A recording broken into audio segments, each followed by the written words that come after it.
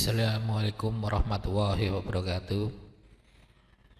Kita ketemu lagi dalam mata kuliah Sistem Informasi Manajemen yang kali ini kita akan bahas bersama-sama tentang apa yang disebut dengan e-business dan pengenalan flowchart dokumen. Nah, teman-teman semuanya, di pertemuan kali ini tolong segera saja untuk persiapkan alat tulis untuk bisa mencatat cara dalam materi kali ini kita akan berhubungan dengan yang disebut dengan internet dan jaringan pendukung e-business.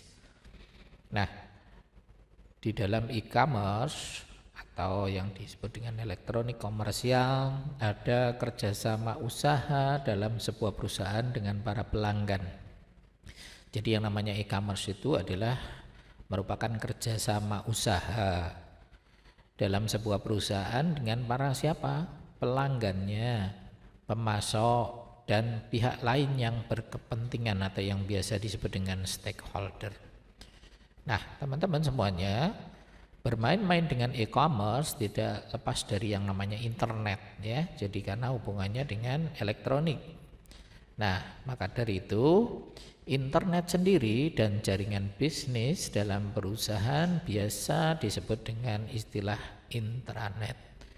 Jadi jaringan bisnis dalam suatu perusahaan dengan menggunakan fasilitas internet biasa disebut dengan intranet.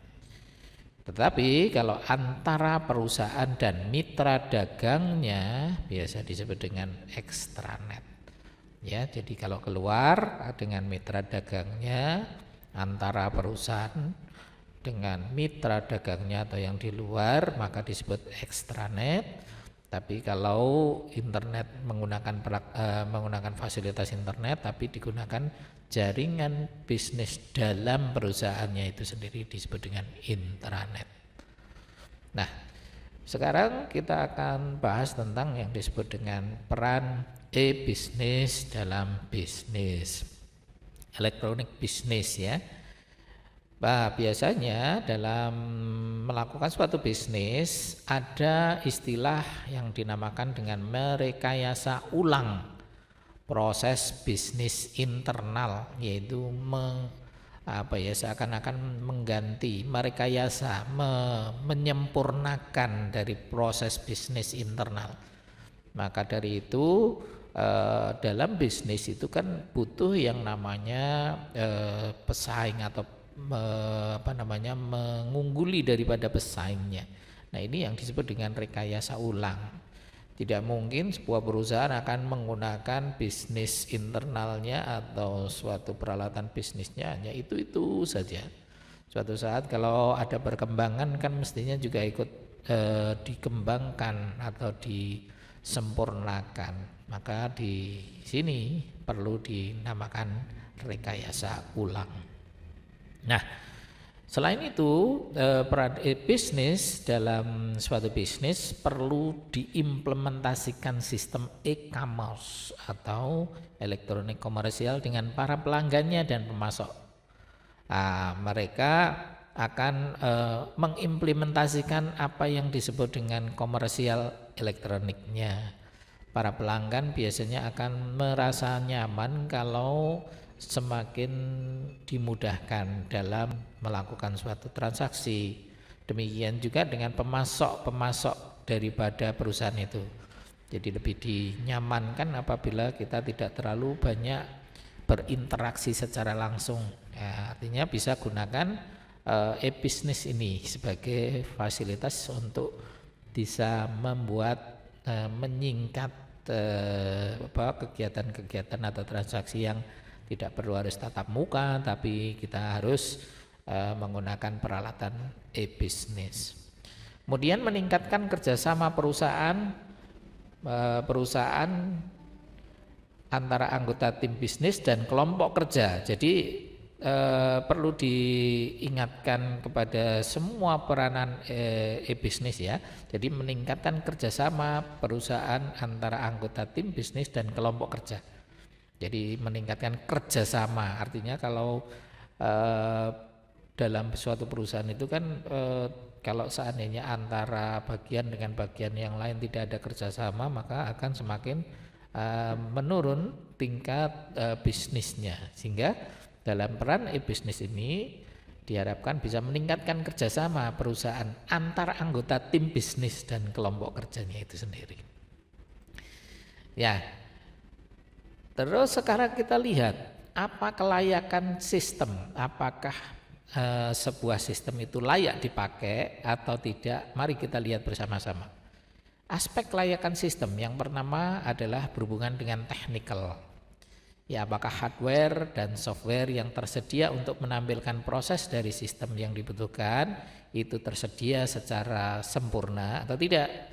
Hardware-nya terutama peralatan komputer atau peralatan yang lainnya, apalagi yang berhubungan dengan software, berhubungan dengan teknik nih, betul-betul prima atau tidak itu. Nah, ini kalau dalam kondisi yang baik maka disebut atau dianggap bahwa bisnisnya akan layak atau sistemnya akan layak digunakan, ya. Jadi teknikal penting. Kemudian yang kedua adalah economic return, apa yang dibenarkan secara moneter dengan membandingkan manfaat sistem dengan harga. Misalnya harga barang yang dijual dengan adanya peningkatan pelayanan konsumen dengan perhitungan break even point dan lain-lain, apakah semakin menguntungkan atau tidak. Jadi jangan sampai kita gunakan sistemnya itu malah merugikan dari pelanggan, apalagi merugikan daripada pemakai. Itu jangan sampai terjadi. Maka prinsip economic return perlu diperhitungkan. Jadi layak atau tidaknya sistem itu digunakan. Kemudian kebalikannya adalah non-economic return, apakah sistem yang diusulkan dapat diterima, dilihat dari segi manfaatnya yang tidak dapat diukur dalam pemulihan ekonomi. Nah, ini adalah yang bukan berupa berupa sesuatu yang menguntungkan atau tidak, itu kelihatannya. Jadi apakah sistem yang diusulkan dapat diterima, dilihat dari segi manfaatnya, yang penting manfaatnya saja. Tidak berhubungan dengan harga, tidak berhubungan dengan keuntungan dan lain, tapi manfaatnya itu layak atau tidak, dianggap layak atau tidak. Kemudian berikutnya adalah legal. Nah, hukum dan perundang-undangan. Kita lihat ada beberapa peristiwa yang disiarkan di televisi maupun di beberapa media bahwa terlihat ya ada beberapa usaha yang saat ini sedang maraknya untuk dianggap tidak legal, yaitu pinjaman online yang banyak sekali tidak ada dasar hukumnya untuk itu. Maka sekarang kita bisa melihat bahwa akan dijadikan atau malah menjadikan masalah dalam masyarakat. Nah, ini legal di sini adalah apakah sistem yang diusulkan atau dioperasikan ada lindungan hukum atau tidak, dan dalam batas-batas yang ada dalam etika bisnis atau etika manajemen atau tidak. Nah, itu hati-hati, jadi jangan sampai sak karpe diewe dalam menentukan suatu bisnis seperti yang pinjaman online itu kan bunganya sak karpe diewe, ya, nggak ada batasan-batasan tertentu yang ditentukan oleh perbankan, apalagi dengan ancaman-ancaman apabila tidak membayar maka ada beberapa debt collector yang mendatangi rumahnya. Nah, itu kan sudah tidak legal lagi gitu ya. Jadi itu penting, jadi kelegalan dari suatu usaha itu perlu, ya. Kemudian yang berikutnya adalah operasional. Apakah diterima atau didukung oleh orang-orang yang harus mengerjakannya atau yang biasa disebut user friendly.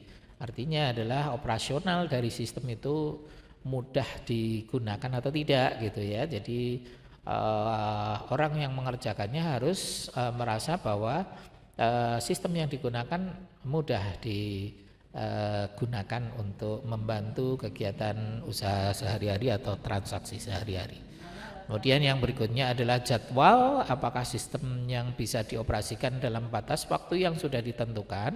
Artinya adalah apakah sistem itu ada kadaluarsanya atau tidak, maka harus diperhitungkan dengan sistem yang akan dibangun itu, ya. Jadi jadwal itu adalah menentukan bisa dioperasikannya dalam waktu yang ditentukan. Misalnya kalau mamanya sebuah sistem bisa operasional secara 24 jam, ya jangan sampai pada jam 8 sore atau 8 malam sudah tidak bisa diakses gitu ya. Nah, itu tandanya bahwa itu tidak memenuhi jadwal. Ya. Kemudian teman-teman semuanya, mari kita mulai untuk mengenal apa yang disebut dengan flowchart atau diagram alir dan simbol-simbolnya. Nah, kita lihat bahwa apa toh yang disebut dengan diagram alir ini dipergunakan untuk menggambarkan. Jadi menggambarkan proses-proses operasionalnya sehingga mudah dipahami dan mudah dilihat berdasarkan urutan langkah suatu proses ke proses yang lainnya. Nah, dalam hal ini menggambarkan proses itu adalah standar internasional. Jadi simbol-simbolnya bukan artinya itu dibuat oleh orang-orang tertentu saja, tapi sudah distandarkan tingkat internasional. Jadi orang yang melihat pertama simbol itu ya pastinya paham dengan simbol itu walaupun berada di negara manapun. Nah, pada dasarnya flowchart atau diagram alir adalah alat.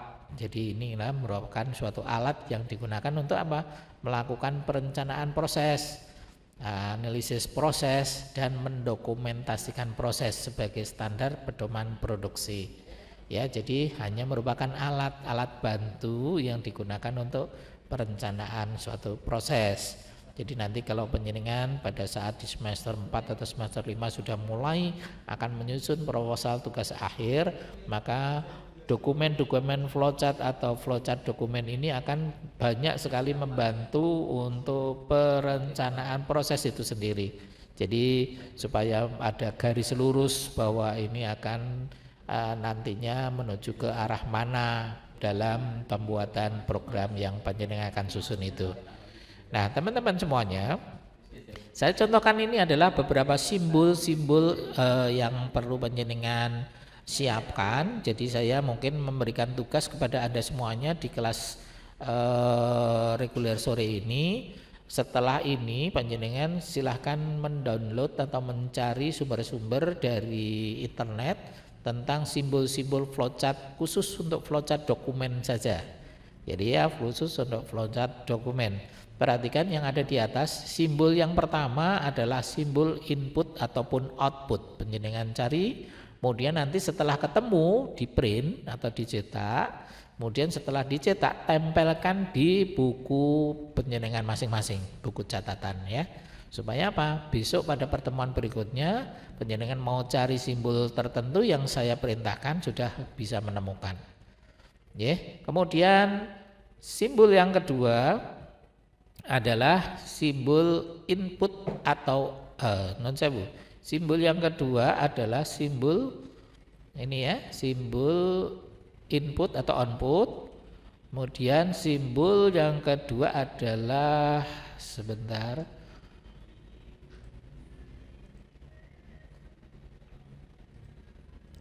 Ya, ini. Kemudian yang kedua adalah simbol, nah ini ya, simpanan, simbol simpanan. Jadi di sini ada standarnya tertentu, gambarnya simbol simpanan atau disk magnetik seperti ini, kemudian disket seperti ini, arsip seperti ini ya. Jadi ada simbol-simbol tertentu. Kemudian yang berikutnya adalah simbol proses.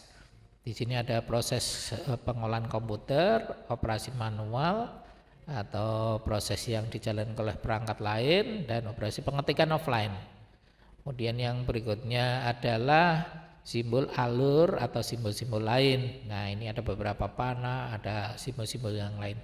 Nah, jadi ada empat simbol yang panjenengan harus cari ya. Nanti yang pertama adalah simbol input atau output, kedua adalah simbol simpanan, yang ketiga adalah simbol proses, yang keempat adalah simbol alur atau simbol-simbol yang lain. Nah, ini nanti setelah ditemukan dan dicetak atau di print, tempelkan di dalam buku masing-masing. Kemudian seperti biasa difoto, kemudian dibuat menjadi satu file berupa PDF.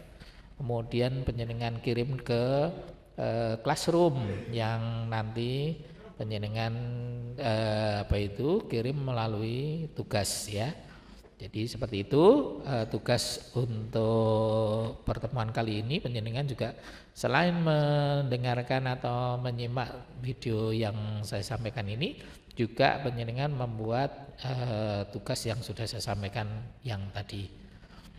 Oke, saya kira itu materi kali ini yang perlu saya sampaikan. Tapi saya ingin memberikan contoh kepada panjenengan semuanya. Ini adalah salah satu bentuk alur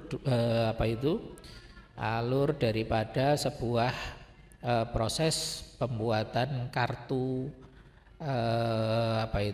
perpustakaan ya. Saya contohkan ini menggunakan logika, betul-betul menggunakan alurnya, menggunakan logika. Saya contohkan dimulai dari anggota, administrasi dan kepala perpustakaan. Jadi pada saat panjenengan mau membuat sebuah kartu perpustakaan, maka nanti akan berhubungan dengan bagian administrasi dan kepala perpustakaan. Dimulai dari anggota dulu. Pada saat memulai dari anggota, posisinya harus di sebelah kiri. Saya contohkan di sini dimulai ya. Ini sebenarnya tidak boleh untuk menggunakan dokumen yang langsung muncul seperti ini, tapi ini sebagai contoh saja. Jadi nanti sebelumnya formulir ini dari mana? Itu kan harusnya anggota meminta dari bagian administrasi gitu ya formulirnya.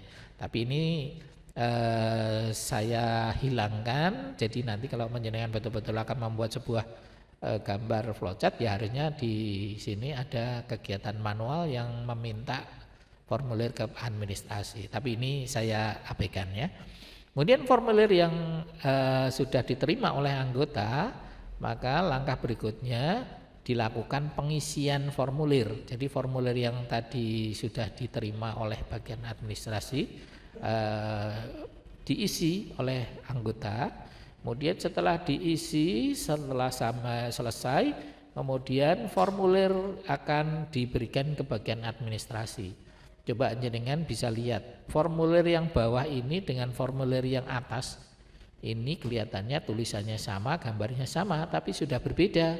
Karena yang atas itu formulir yang belum diisi, yang bawah adalah formulir yang sudah diisi. Jadi formulir yang sudah diisi ini diberikan ke bagian administrasi, kemudian di bagian administrasi formulir yang sudah diisi akan diproses menggunakan kegiatan manual yang dilakukan oleh administrasi. Yaitu apa? Diproses akan menjadi kartu perpustakaan. Ya, diproses pendaftarannya. Sehingga apa? Formulir yang tadi dari anggota bisa diarsip karena sudah digunakan untuk membuat kartu anggota. Nah, kartu anggotanya di sini ya. Jadi sudah muncul kartu anggota karena hasil dari proses pendaftaran. Nah, sehingga kartu anggota yang sudah diproses ini akan diberikan ke kepala perpustakaan. Kemudian kepala perpustakaan mengecek kartu anggotanya sudah oke atau belum gitu ya. Kalau sudah, maka dia melakukan persetujuan, yaitu dengan menggunakan kegiatan manual. Persetujuan ini biasanya ditandai dengan menandatangani daripada kartu anggota. Nah, kartu anggota yang atas dan bawah mestinya berbeda. Yang atas belum ditandatangani oleh kepala perpustakaan, yang ini adalah yang sudah ditandatangani. Kemudian kartu anggota yang sudah ditandatangani oleh kepala perpustakaan dikembalikan ke administrasi. Kemudian biasanya di bagian administrasi ini akan menstempel kartu anggota yang sudah ditandatangani, kemudian baru setelah itu diberikan ke anggota, yang anggota sendiri akan diarsip. Jadi si anggota sudah memiliki kartu anggota. Nah, ini yang disebut dengan flowchart dokumen. Jadi yang adanya dokumen ya. Dokumennya berjalan terus, jangan lupa setiap dokumen yang muncul nanti akhirnya akan terarsip. Nah, ini harusnya yang terakhir adalah diarsip. Nah, teman-teman, kira-kira gambaran awal untuk pembuatan flowchart seperti itu. Nanti pada pertemuan-pertemuan berikutnya akan kita lakukan untuk melakukan praktek.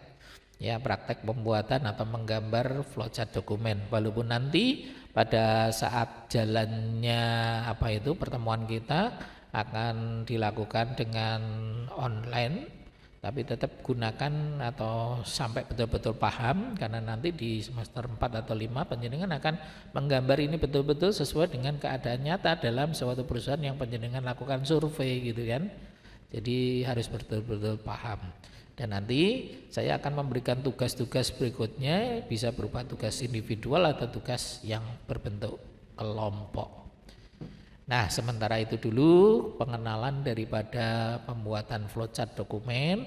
Moga-moga sudah dimengerti, moga-moga penjenengan bisa paham, dan nanti akan kita lakukan praktek pada pertemuan-pertemuan berikutnya. Terima kasih, saya kira itu dulu pertemuan kali ini, saya akhiri dulu. Wassalamualaikum warahmatullahi wabarakatuh.